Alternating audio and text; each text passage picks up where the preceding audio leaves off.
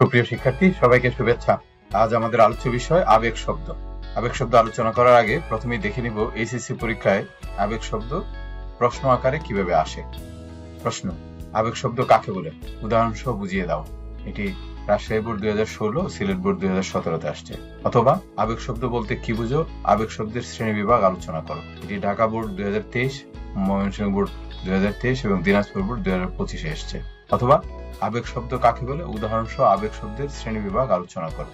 Comilla board 2023-এ এসছে। এখন প্রথম আমরা দিব আবেগ শব্দের সংজ্ঞা। আবেগ শব্দ কাকে বলে? যে সমস্ত শব্দ দ্বারা মানুষের মনের ভাব বা আবেগ প্রকাশ পায় সে সমস্ত শব্দকে আবেগ শব্দ বলে। যেমন বাহ কি চমৎকার ফুল। এখানে বাহ শব্দটির কোনো অর্থ নেই, কিন্তু এটি মনের গভীর আবেগকে প্রকাশ করেছে।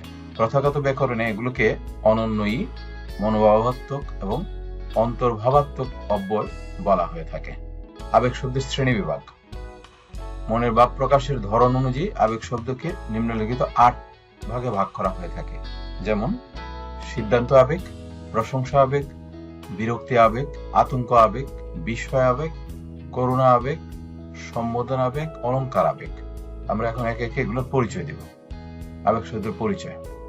সিদ্ধান্ত আবেগ: এই জাতীয় শব্দের সাহায্যে কোনো বিষয়ের অনুমোদন, সম্মতি বা সমর্থন প্রকাশ করা হয়। যেমন হ্যাঁ, আমাদের জিততেই হবে। এখানে হ্যাঁ শব্দটি দিয়ে জিতার সিদ্ধান্ত জানানো হয়েছে। বেশ, তবে যাওয়াই যাক। বেশ শব্দটি দিয়ে সিদ্ধান্ত জানানো হয়েছে। প্রশংসা আবেগ: প্রশংসা বা তারিফের মনোভাব প্রকাশে এই শব্দগুলো ব্যবহৃত হয়। যেমন সাবাস, এমন খেলাই তো চেয়েছিলাম। এখানে খেলার প্রশংসা করে সাবাস শব্দটি ব্যবহার করা হয়েছে। বাহ চমৎকার লিখেছ। এখানে লেখার প্রশংসা করে বাহ শব্দটি ব্যবহার করা হয়েছে। বিরক্তি আবেগ: অবজ্ঞা, ঘৃণা বা বিরক্তি প্রকাশের জন্য এই শব্দগুলো ব্যবহার করা হয়। যেমন ছি ছি, এরকম কথা তার মুখে মানায় না। এখানে ছি ছি শব্দ দিয়ে বিরক্তি প্রকাশ করা হয়েছে। জ্বালা, তোমাকে নিয়ে আর পারি না। এখানে জ্বালা শব্দটি দিয়ে বিরক্তি প্রকাশ করা হয়েছে। আতঙ্ক আবেগ: আতঙ্ক, যন্ত্রণা বা কাতরতা প্রকাশে এই শব্দগুলো ব্যবহৃত হয়।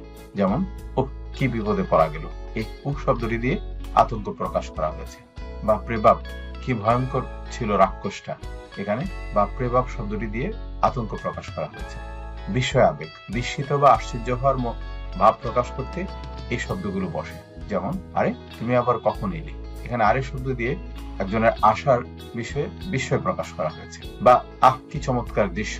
এখানে আ শব্দটি দিয়ে বিস্ময় প্রকাশ করা হয়েছে। করুণা আবেগ: করুণা, মায়া বা সহানুভূতি প্রকাশের জন্য এই শব্দগুলো ব্যবহৃত হয়। যেমন আহা বেচারার এত কষ্ট। এখানে আহা শব্দটি দিয়ে করুণা প্রকাশ করা হয়েছে বা মায়া প্রকাশ করা হয়েছে। হায় হায়, ওর এখন কি হবে। এখানে করুণা বা মায়া বা সহানুভূতি প্রকাশ করা হয়েছে হায় হায় শব্দ দিয়ে। সম্বোধন আবেগ: কাউকে সম্বোধন বা আহ্বান করার ক্ষেত্রে এই শব্দগুলো ব্যবহার করা হয়। হে বন্ধু, তোমাকে অভিনন্দন। এখানে হে বন্ধু দিয়ে কাউকে সম্বোধন বা আহ্বান করা হয়েছে। ওগো তোরা জয়ধ্বনি কর। এখানে ওগো শব্দটি দিয়ে সম্বোধন করা হয়েছে। অলংকার আবেগ: এই শব্দগুলো বাক্যের অর্থের পরিবর্তন না ঘটিয়ে কোমলতা ও মাধুর্য যোগ করে। এছাড়া সংশয়, অনুরোধ বা মিনতি প্রকাশের জন্য অলংকার হিসেবে এগুলো ব্যবহৃত হয়। যেমন দূর, একথা কি বলতে আছে।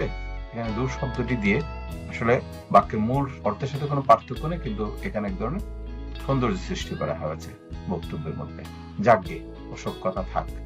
এই যাজ্ঞে ওসব কথা থাক বাক্যের সাথে সরাসরি সম্পর্ক নেই, কিন্তু বাক্যটিকে সুন্দর এবং মাধুর্যময় করে তুলেছে এই যাজ্ঞে শব্দটি। আবেগ সংক্রান্ত বিস্তারিত আলোচনা আমার এই বইটিতে পাওয়া যাবে। যারা বইটি পেতে চাও তারা এই বইপত্র.com এ ভিজিট করতে পারো অথবা ফোন করতে পারো এই নাম্বারে। যারা এসএসসি এর ব্যাকরণিক শব্দ শ্রেণী পদ এর উপর এমসিকিউ পরীক্ষা দিতে চাও তারা এই কিউআর কোডটি স্ক্যান করতে পারো। এখানে ফ্রি এমসিকিউ পরীক্ষা দেওয়া যাবে।